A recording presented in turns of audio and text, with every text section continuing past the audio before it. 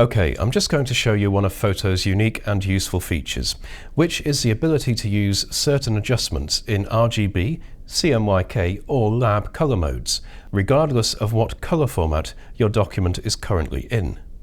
So just to illustrate this, if I go to Convert Document, we can indeed confirm that we're working in RGB 8-bit.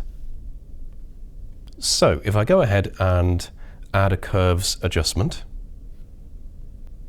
you see here we've got a color space option. Now traditionally, let's say we wanted to work in lab, we would have to convert the document's color format to lab first. However, on the curves adjustment, we can tap color space here and we can choose between Greyscale, RGB, CMYK and lab. So if we settle on CMYK, for example, I can also target an individual channel. So I can target the yellow channel. Then on the spline graph, I can manipulate the curve to achieve a specific color tone or effect. Now, it's worth noting that each individual adjustment can only work in one color format at a time. So, for example, if we switch over to lab, the adjustment is reset.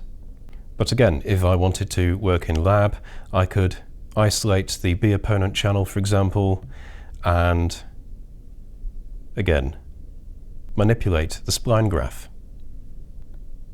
So then the other adjustment that we can do this with is the channel mixer adjustment right here. So you'll see once again we've got a color space option. So this time let's move across to lab. I'll target A opponent and I'll do a 50-50 mix. So I'll change A opponent's mix to 50% and then change B opponent's mix to 50%. And there we go, we can see within an RGB document we can achieve a kind of color toning effect that typically we'd be doing in lab. So that's it really. I just wanted to quickly show you that with certain adjustments you can move between different color formats quite easily. Now the same is true also, for example, if we were working in lab. So if I convert this document to lab 16, and then for example I wanted to work with curves in RGB, I can also work in CMYK.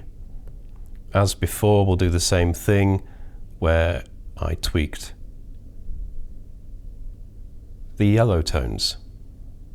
Okay, so I hope that was helpful. Thank you for watching and don't forget to check out the other video tutorials.